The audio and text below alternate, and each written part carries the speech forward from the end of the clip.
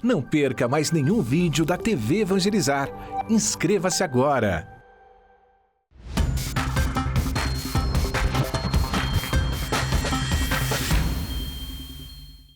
Olá você, bom final de semana. E no final de semana você tem a versão estendida do Viajando pelo Conhecimento.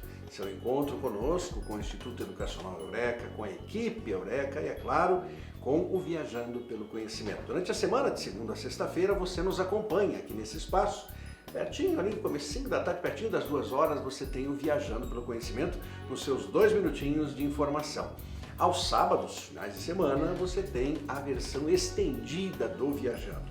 Hoje, especialíssimo, porque tenho aqui o professor Renato Mocelin. Tudo bem, meu amigo? Tudo bem, Marcos. Que satisfação tê-lo aqui conosco, obrigado, companheiro de tantos anos, dirigente do Instituto Eureka e nosso colega de muitas militâncias educacionais.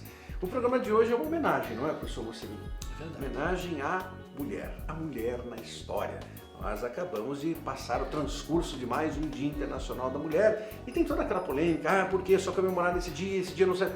Vamos deixar essas polêmicas de lado, eu creio que elas não são salutares, né, professor Mocelin? Não é o momento, não é o local. Eu prefiro entender a mulher dentro da história, conseguindo vencer, superar, transpor barreiras, vencer obstáculos. A própria produção historiográfica, Marcos, a partir dos anos 40, 50 do século passado, nas universidades europeias principalmente, uma produção cada vez mais intensa. Sim.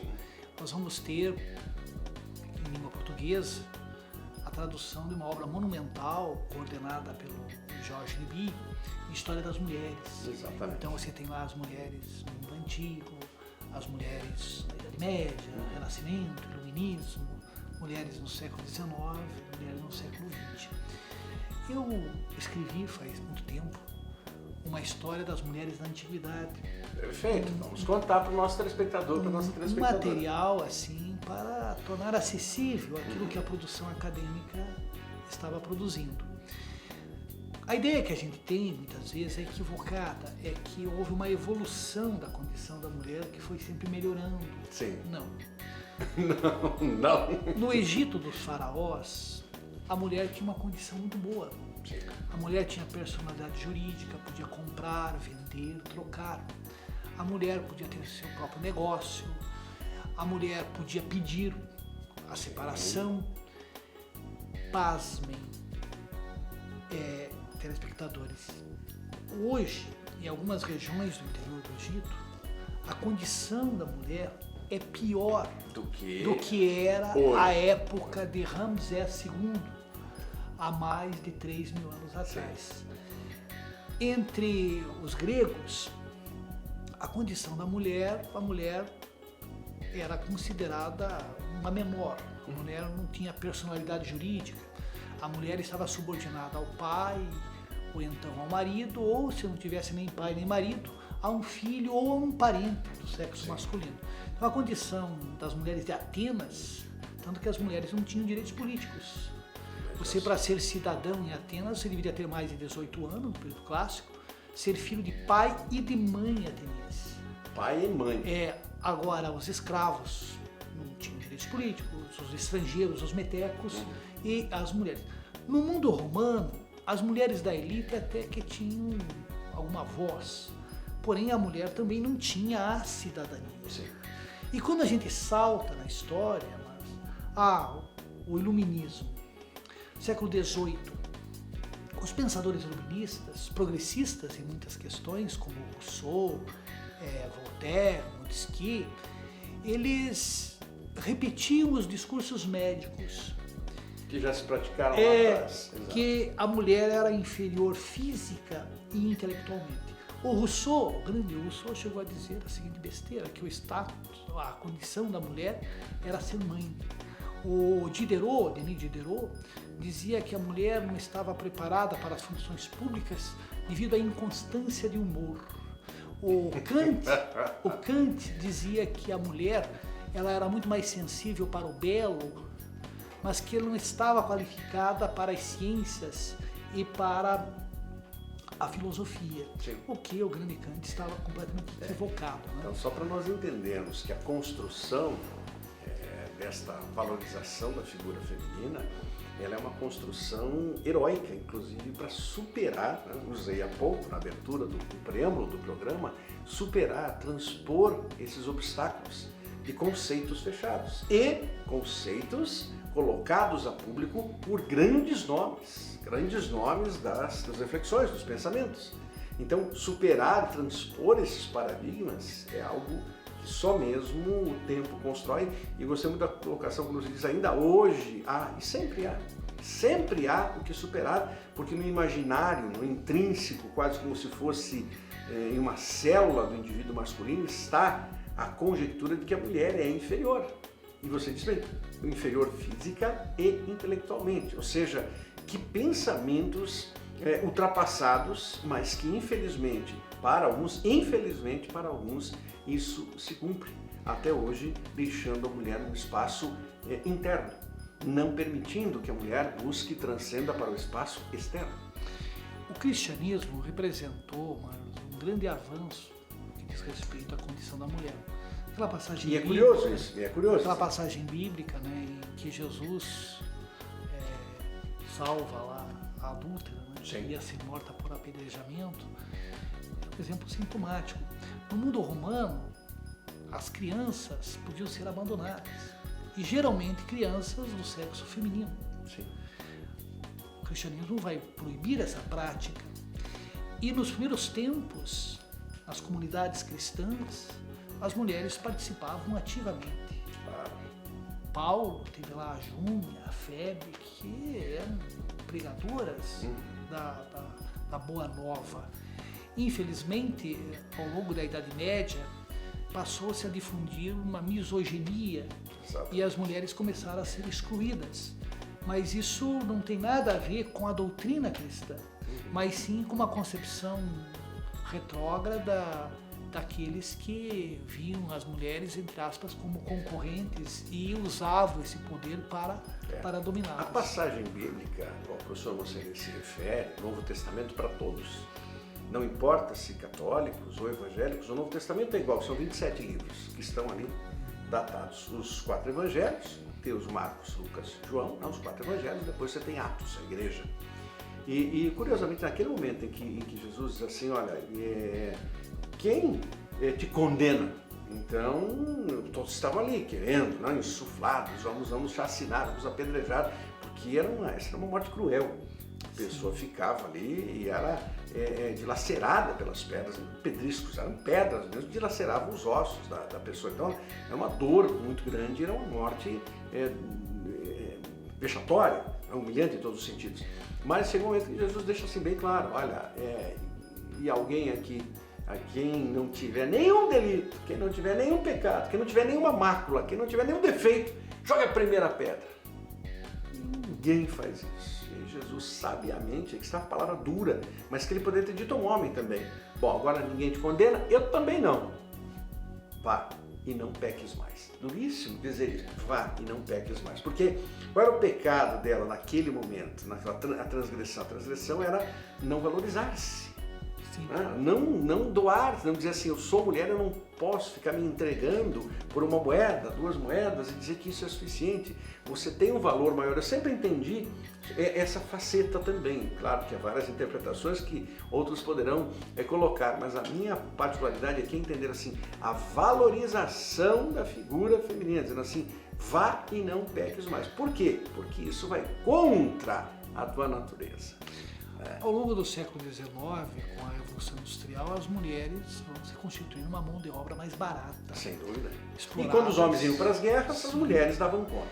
Agora, por incrível que pareça, as guerras, elas contribuíram para que a mulher obtivesse direitos políticos. Pela valorização dela. Quando da Primeira Guerra Mundial, a Inglaterra já havia um movimento sufragista em que as mulheres pediam para terem seus direitos políticos reconhecidos. Para votarem, serem para votadas. votar, sim. Depois, tá?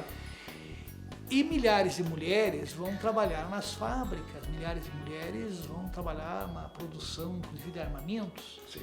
E quando, no final da guerra, as mulheres obtiveram o direito de voto lá na Inglaterra, assim como obtiveram o direito de voto nos Estados Unidos, na Alemanha. E aqui no Brasil, Marcos, as mulheres obtiveram o direito de voto em 1932, pelo Código Eleitoral de 32, e na Constituição de 34 esse direito foi consolidado. Mas agora eu gostaria de chamar a atenção dos nossos telespectadores para o seguinte: mudar a lei não é muito difícil. Mudar a mentalidade é bem mais complicado. Sem dúvida. Hoje nós temos no Congresso Nacional um pouco mais de 15% de mulheres.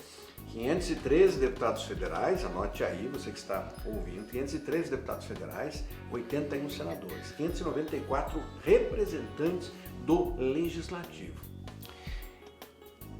Em termos demográficos, as mulheres representam mais da metade. Sim. No Poder Judiciário, a situação é mais ou menos parecida. O Supremo é um exemplo disso. Nas grandes corporações, Duas são raras as mulheres que exercem cargos de comando. O ideal seria que tivéssemos algo, sei lá, 45, 50-50, seria o ideal, né? Mas não é assim. E a violência em relação à mulher?